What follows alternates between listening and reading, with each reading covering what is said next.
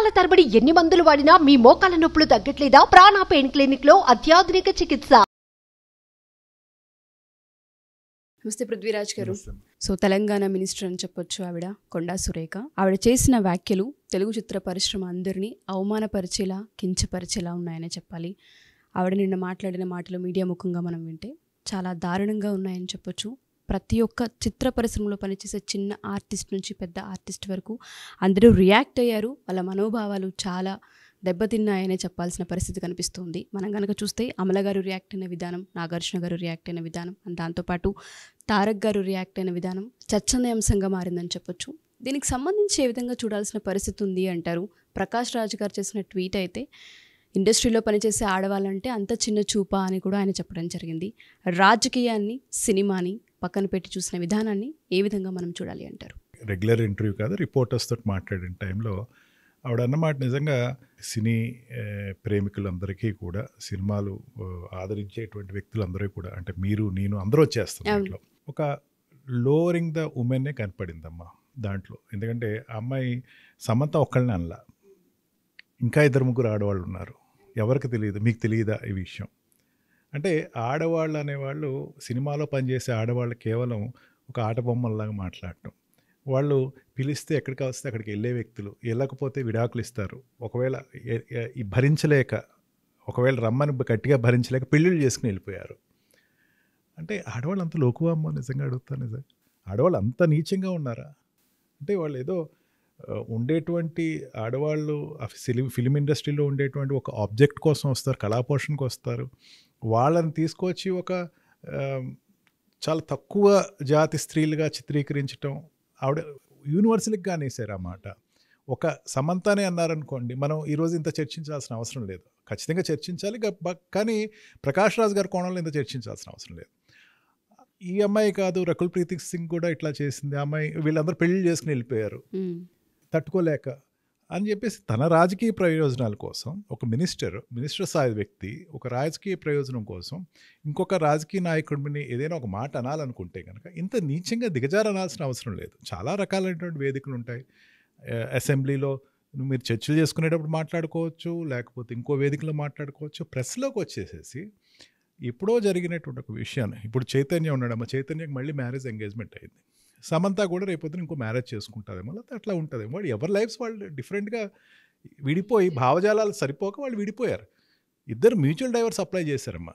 Mutual divorce అంటే ఏంటి? మాకు భావజాలాలు కలవట్లేదు, మేము విడిపోతున్నాము, క్లియర్గా చెప్పారు. సురేఖ గారు అంత నాగార్జున గారు, అమల గారు ఒప్పించడానికి ప్రయత్నించారు. దేనికి ఒప్పించడానికి ప్రయత్నించడానికి? ఎవరి దగ్గరికి వెళ్ళి ఉండమని చెప్పేసేసి, ఒక్క రాజకీయ నాయకుడి దగ్గరికి నువ్వు వెళ్ళి ఉండు, ఒప్పుకోపోయేసరికి సరే అయితే విడాకులు తీసుకెళ్ళిపో. ఏంటి ఇంత దారుణం అమ్మా? అక్కినేని నాగేశ్వరరావు గారి యొక్క ఎంత బుద్ధిమంతుడో అందరికీ తెలుసు, ఎంత ఆయనకి మంచి పేరుందో ఇండస్ట్రీలో అందరికీ తెలుసు. అక్కినేని నాగార్జున గారు, అక్కినేని నాగేశ్వరరావు గారు, వాళ్ళంతా కూడా, రామానాయుడు గారు కావచ్చు, ఎన్టీఆర్ గారు కావచ్చు, వీళ్ళందరూ కూడా ఫిలిం ఇండస్ట్రీలో ఉన్నప్పుడు ఒక లెగసీస్గా ఉండిపోయారమ్మా.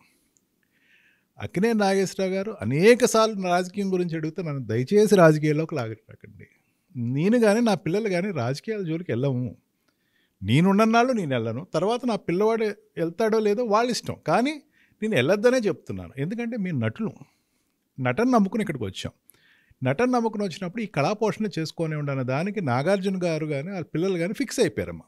అటువంటిది వాళ్ళ కుటుంబాలని ఏదో ఒక బిజినెస్ యాక్టివిటీలో, ఒక అన్కన్వెన్షన్ గొడవలోకి వచ్చేసరికి, ఇది ఇదివరకే జరిగింది, దానికోసం ఆవిడని, సమంత గారిని ఇట్లాగా ఎవరు కోడల్ని ఇట్లా వెళ్ళమని చెప్పేసి అన్నారు, ఆవిడ వెళ్ళలేదు, అందుకని విడాకులు చేసి, ఎంత ఇదమ్మా. నిజంగా ఈ మగవాళ్ళు మాట్లాడుకుంటా వేరమ్మా.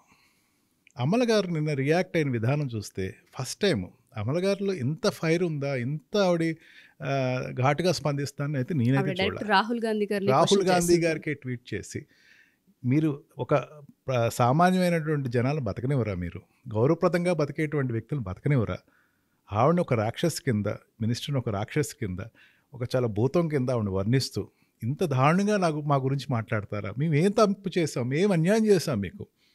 అంటే ఇప్పటికే ఇండస్ట్రీలో ఒక రకమైనటువంటి గుబులు బయలుదేరింది. అన్కన్వెన్షన్ కూల్చేయటం విషయంలో అది నిజంగా నామ్స్కి ఎగ్నెస్ట్గా ఉంటే కూల్చేశారేమో, అది అప్రిషియబుల్లో నాన్ అప్రిషియబుల్ తర్వాత వెళ్తుంది, కోర్టులో కూడా ఉన్నట్టుంది. కానీ ఈ ఫిలిం ఇండస్ట్రీలో ఉండే వ్యక్తుల గురించి ఈ మహిళా పిల్లల సంరక్షణ శాఖ మంత్రి గారు స్వయంగా మాట్లాడేసరికి ఎంత నెగిటివ్ ఇచ్చేస్తుంది. బాధ్యతే మహిళా సంరక్షణ మంత్రి వచ్చి ఆ అమ్మ ఇక్కడ మా అక్కడ అట్లా జరిగింది, అమల గారు నాగార్జున గారు ఆ సమంత గారిని ఎవరి దగ్గరకు వెళ్ళమంటే వెళ్ళలేదు, అందుకే వాడు ఎరువాకులు అడిగి తీసుకున్నారు. పోనీ ఏమన్నా వాళ్ళు లీడ్ ఇచ్చారా, లేకపోతే ఒక కాన్ఫిడెన్స్ అయినట్టు న్యూస్ ఇచ్చారా అంటే అది లేదు.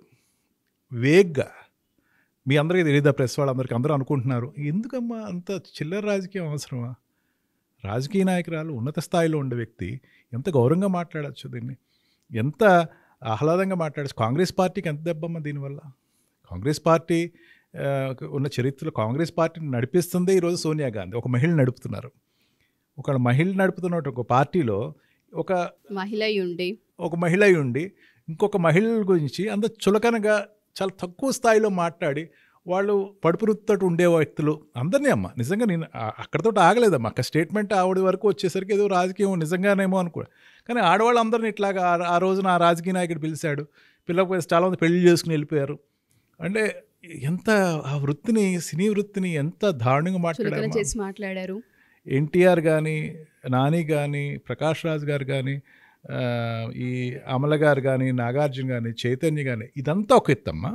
సమంత ట్వీట్ ఇచ్చిందమ్మా, దయచేసి మేము చాలా హ్యాపీగానే ఉన్నాం, మమ్మల్ని లాక్కండి దీంట్లోకి, రాజకీయాల్లో మమ్మల్ని బలి చేయకండి, ప్రశాంతంగా ఉంటున్నా ఎవరి లైఫ్ వాడు, మమ్మల్ని ఎందుకు లాగుతున్నారు అని చెప్పి ఆ అమ్మాయి స్వయంగా స్పందించింది. అంటే ఎవరి మీద అయితే అభియోగం వేశారో ఆ అమ్మాయి స్పందించింది వెంటనే. అదేదో తర్వాత గ్యాప్ తీసుకుని కాదు, ఎవరి మీద అయితే అభియోగం వేశారో వాళ్ళు మాట్లాడారు. వాళ్ళ భార్య మాట్లాడింది, అంటే అమల గారు మాట్లాడారు, నాగార్జున గారు మాట్లాడారు, నన్ను రాజకీయాల్లోకి లాక్కండి దయచేసి, మేమేం చేసాం మీకు అంటే.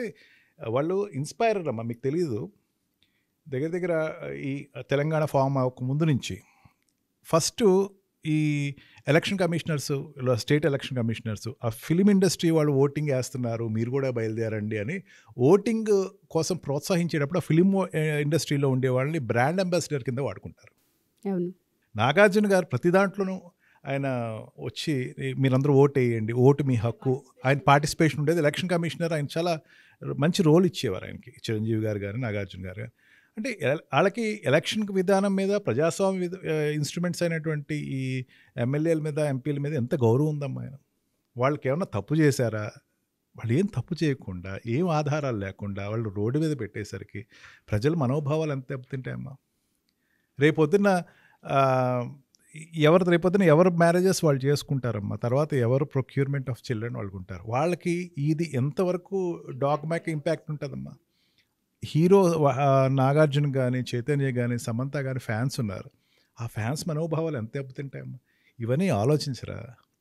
ఒక ఆడవాళ్ళని అనేసరికి ఆడవాళ్ళ శత్రువుల ఎన్నాళ్ళు ఈ ఆడవాళ్ళంటే తక్కువ భావంతో నడుస్తుంది. వాళ్ళకి ఏం అన్యాయం చేశారు? ఆవిడ చెప్పింది పార్టీ స్టాండా, ఆవిడ స్టాండా? పార్టీ స్టాండ్ అయితే కాదు నాకు తెలిసినంతవరకు. కాంగ్రెస్ పార్టీ అంత తక్కువగా, చాలా చరిత్ర పుటాల్లోంచి వచ్చినటువంటి పార్టీ. ఇందిరాగాంధీ గారు, సోనియా గాంధీ గారు అనేకమైన మహిళలు నడిపిన పార్టీ అంత. ఆవిడనైతే మీరు రిప్రజెంట్ చేసి మాట చెప్పండి అని అయితే చెప్పి ఉండరు.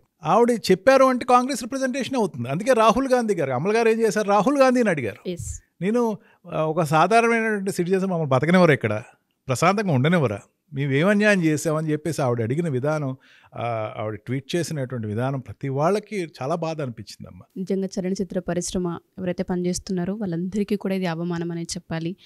వాళ్ళు ఏదైతే కోరుకుంటూ ఉన్నారో ఆవిడ మాటలు రివర్స్ తీసుకోవాలని ప్రతి ఒక్కరు అదే ట్వీట్ చేయడం కూడా జరిగింది. ఏదో ఆవేశంగా చెప్పేసి ఉన్నారేమో, అది వెనకాల వెంటనే తీసుకోవాలని కోరుకుందాం. డెఫినెట్గా sir. Thank you sir. Thank you.